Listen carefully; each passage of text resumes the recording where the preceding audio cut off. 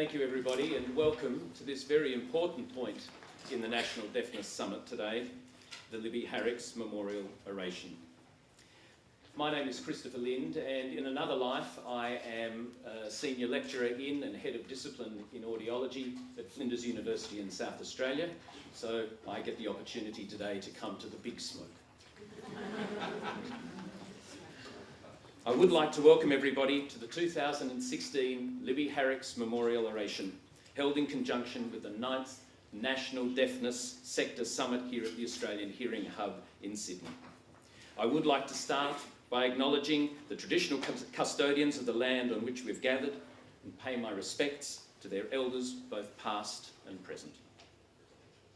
It is with great pride that I take this opportunity to open this session and welcome you all and our esteemed orator to the 18th in the series of Libby Harricks Memorial Orations. Prior to introducing our orator for the 2016, I would like to speak briefly about the person who has been the inspiration for the series of orations, Libby Harricks. As some of you may know, Libby Harricks grew up with apparently normal hearing.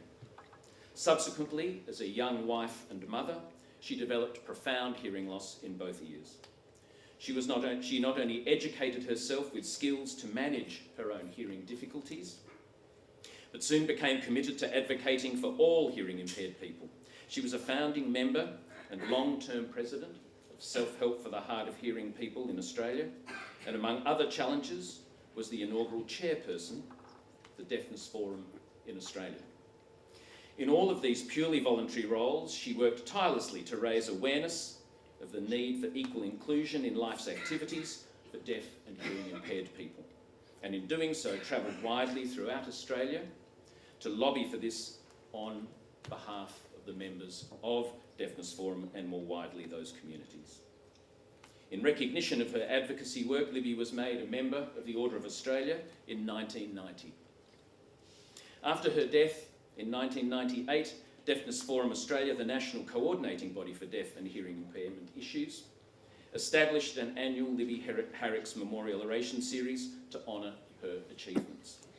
The series aims to continue her vision on working towards gaining appropriate recognition, awareness and access for deaf and hearing impaired people. Over the years, orations have been presented across Australia, and the Oration series has developed a well-deserved reputation for carrying forward Libby's commitment to raising awareness of issues relating to deafness and hearing impairment.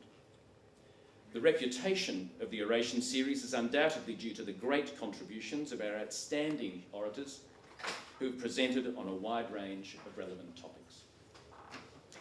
But in order to reach further than each Oration audience, yourselves, and indeed to make these important contributions available on an ongoing basis, the orations have been available from the Deafness Forum of Australia website.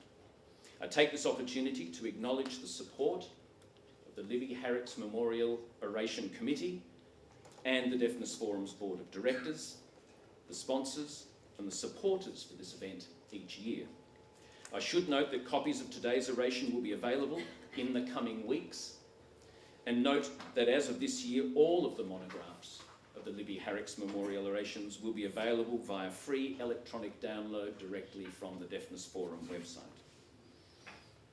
It is now my very great pleasure to introduce to you all our 18th Libby Harricks Memorial Orator, the Honourable John Howard, OM AC. Born in 1939 in Sydney and educated at Canterbury Boys High and the University of Sydney, Mr. Howard practiced as a solicitor for 12 years, during which time he joined the Liberal Party of Australia. He was first elected as the member for Bennelong in 1974. He held various portfolios, both in opposition and in government in the lower house, most notably as Treasurer and Deputy Leader of the party under the Prime Ministership of Malcolm Fraser, prior to taking up leadership of the Parliamentary Liberal Party in 1985. He was elected as Australia's 25th Prime Minister in March 1996 and held the position until December 2007. Mr. Howard is thus the second longest serving Prime Minister after Sir Robert Menzies. However, of possibly as great significance today to today's oration, Mr. Howard achieved this success having been diagnosed with and undergoing surgery on 3 separate occasions for otosclerosis. In his teenage years and having worn hearing aids since the age of 18, during his university education and during his political career. In 2009, David Lesser, a journalist and biographer, in reflecting on Mr. Howard's hearing loss on his prime ministership, wrote, "Great men can break away from the most circumscribed of worlds." The complexities of hearing loss and deafness on all aspects of life are familiar to everybody in the room today. However, today we are privileged to have our orator present such a story from the perspective of someone who has held the highest political office in the land. For his presentation today, it is with great pleasure that I welcome to the podium Australia's 25th Prime Minister, the patron of the Deafness Forum, Australia, to deliver the 18th Libby Harricks Memorial Oration. Please welcome the Honourable John Howard. Thank you.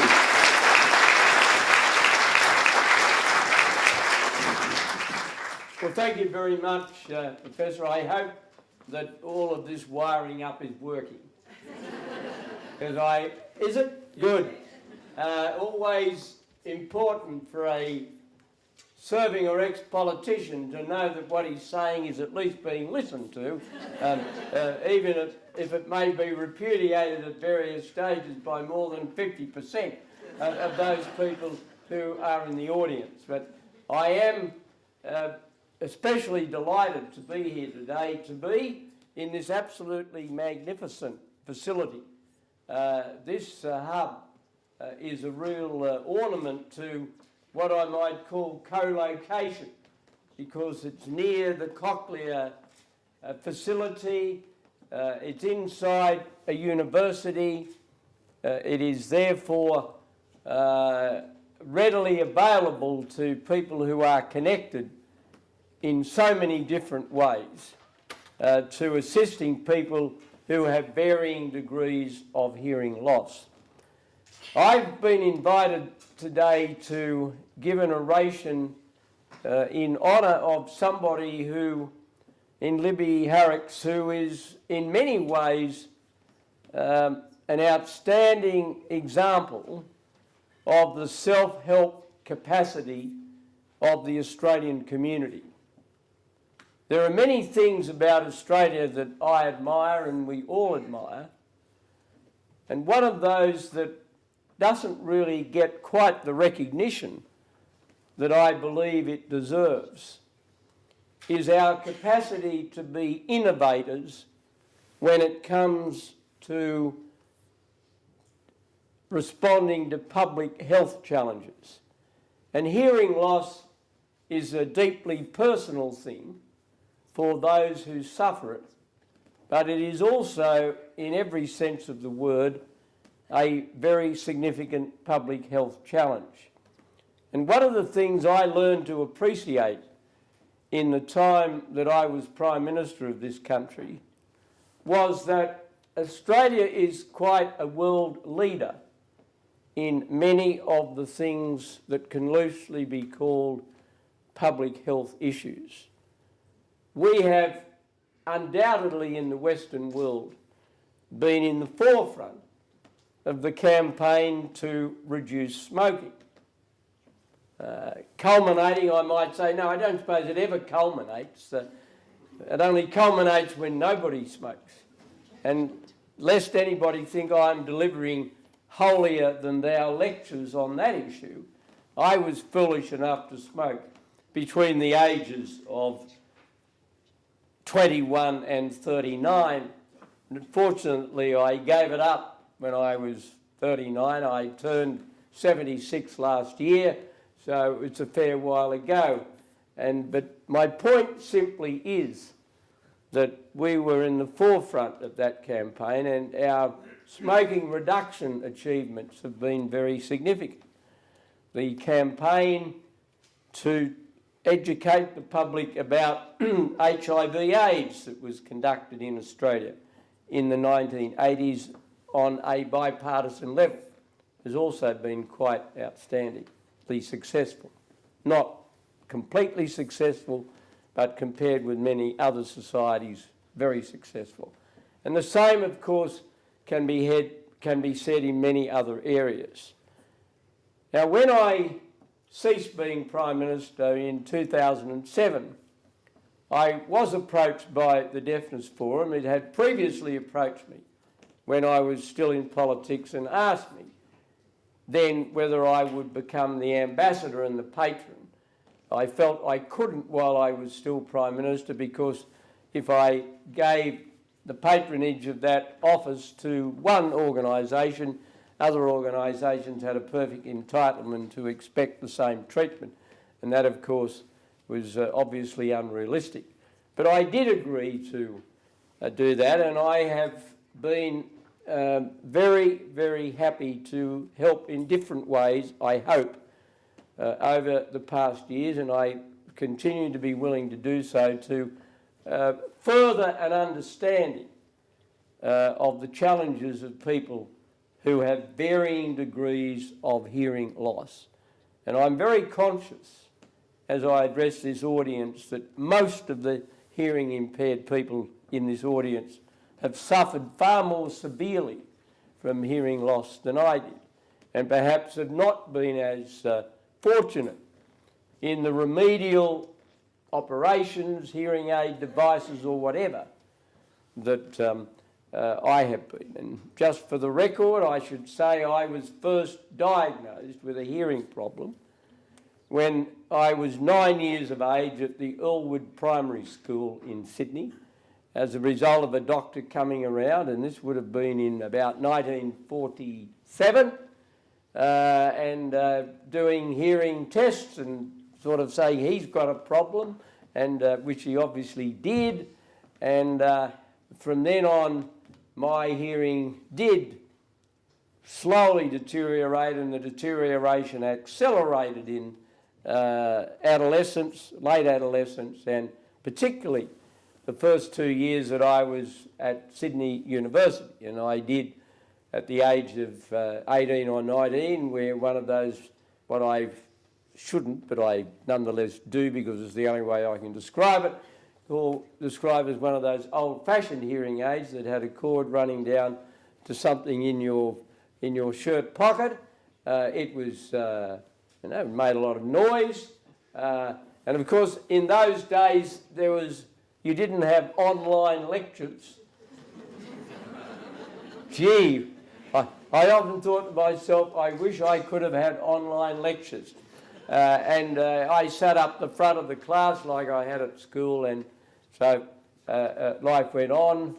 And then at the age of, just before I turned 21, I had an operation, a stapes mobilisation, and then 2 years later on the other ear, a stapedectomy, and then 25 years after that I had another operation on my right ear, a stapedectomy on my right ear.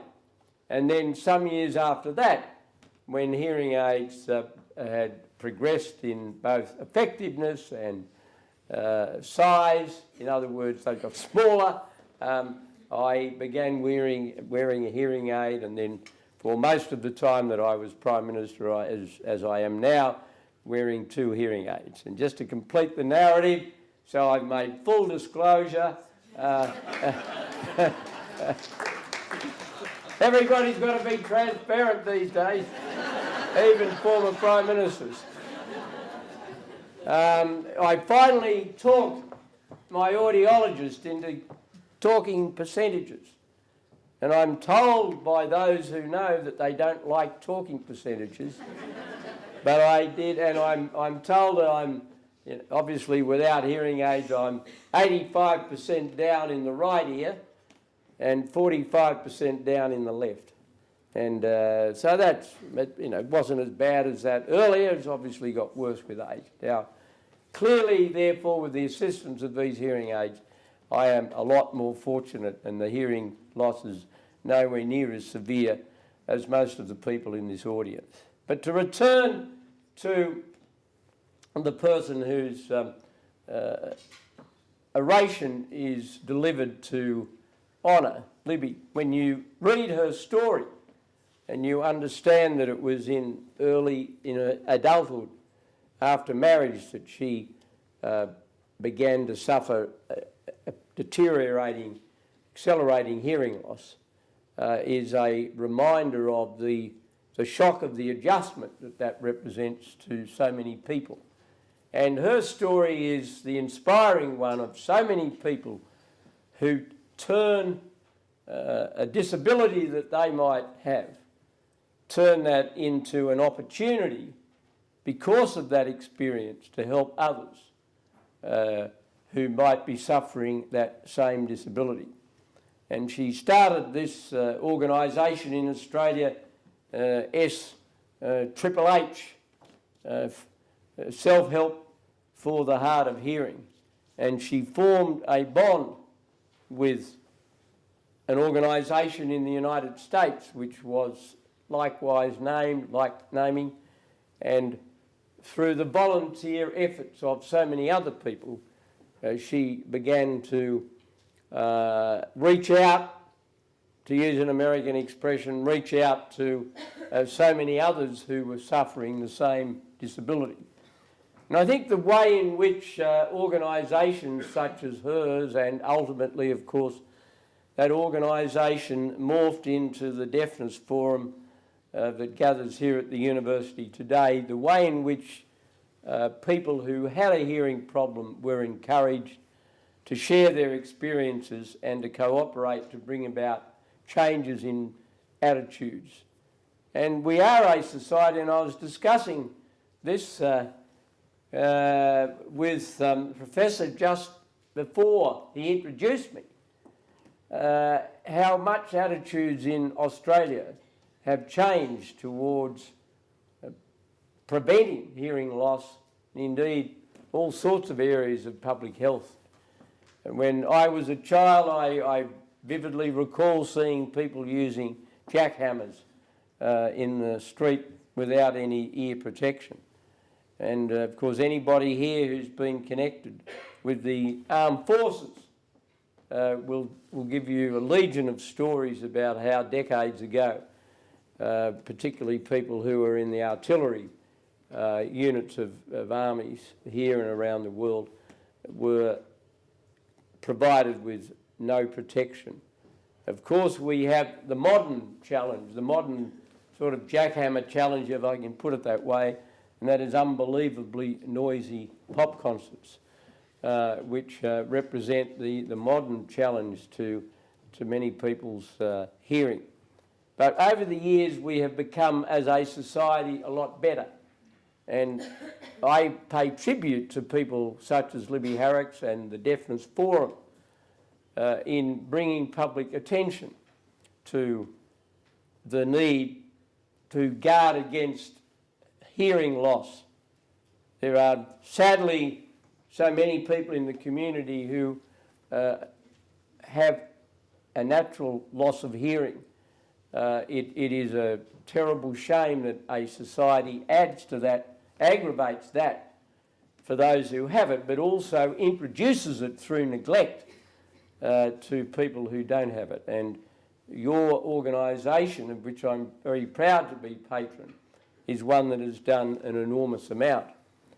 You may be interested to know that there are 3 publicly known hearing impaired Prime Ministers in the history of Australia, publicly known. There was myself, Billy Hughes, who was Prime Minister of Australia during World War I. He was an interesting man, Billy Hughes. He was elected to the federal parliament in 1901, the very first federal parliament, and he remained in it until he died as a member of parliament in 1952, 51 years later. He was interesting not only for the longevity, but he had a certain flexibility when it came to his political allegiance.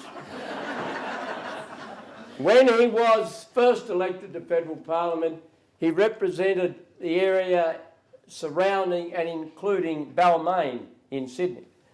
So it goes without saying that he therefore was a member of the Labor Party, in 1901. When he died in 1952, he was the Liberal member for the federal electorate of Bradfield on the north shore of Sydney that encompasses suburbs such as Gordon and Killara and Pymble.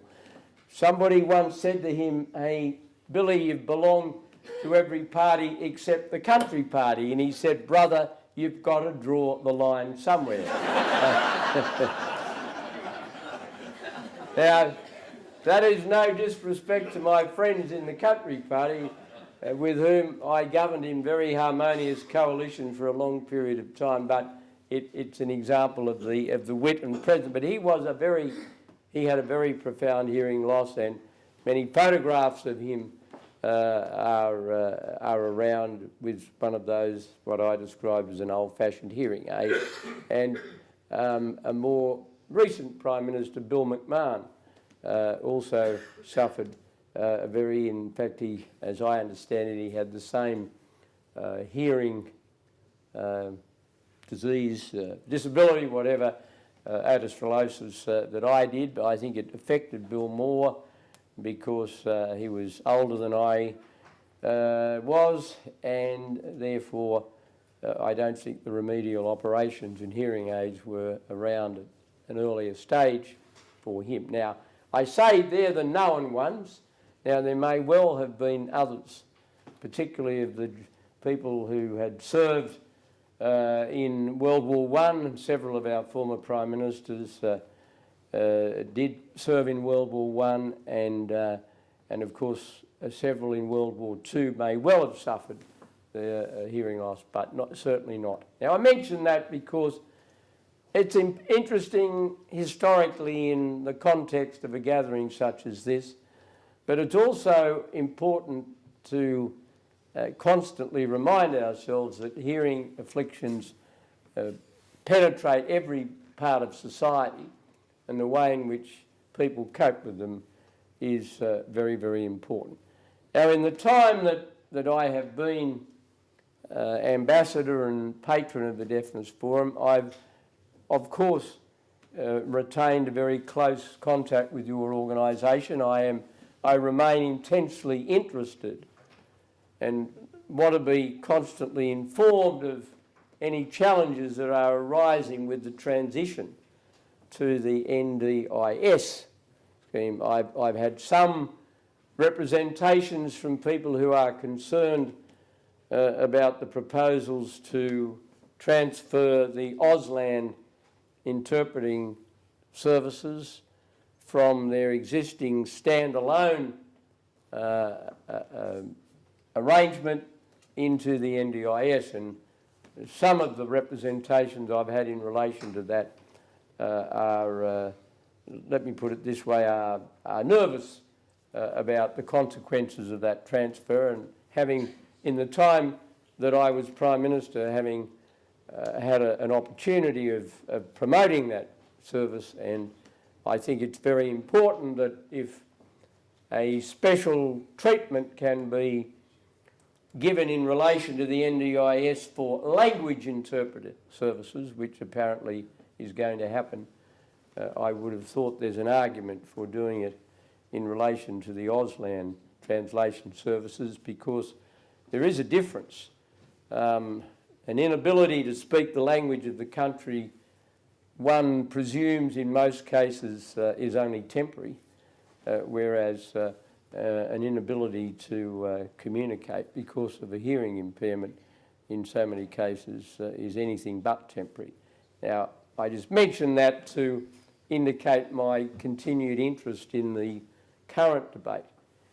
Let me finish, and I would invite anybody who then wants to ask me any questions to do so, but let me finish by saying that the Deafness Forum and this weekend, this conference, is a reminder of the outstanding quality of the Deafness Forum. Is it brings together the health professionals, it brings together a man such as Professor Lind, who was telling me that he's been teaching audiologists for 20 years, and that is and interacting with students for such a long period of time.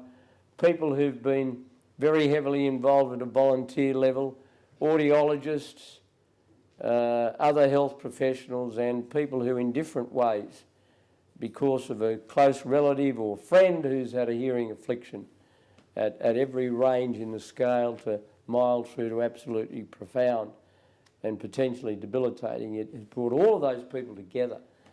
It needs government help, needs corporate help, it needs community help, but it also needs, like any other successful organisation, thousands of hours of volunteer help. And this is an occasion to thank everybody who volunteers their time out of personal commitment, affection for a loved one, or simply because it's something that they feel makes the country work better. And I thank all of you for that.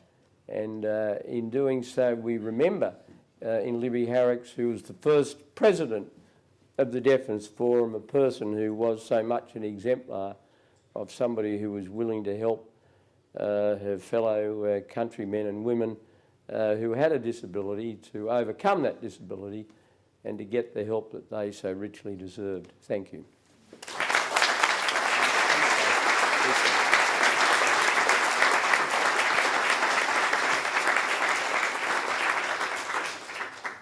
Mr. Howe, thank you very much indeed for sharing both a very personal story and a story that has all the way through it both inspirational and aspirational qualities. We appreciate very greatly that you've been able to join us today.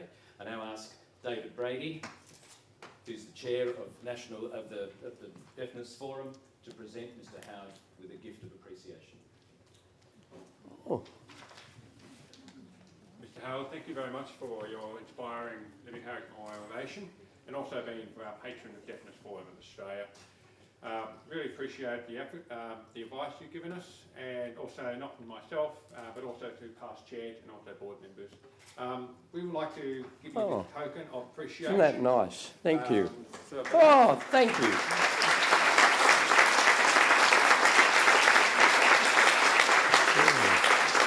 Lovely.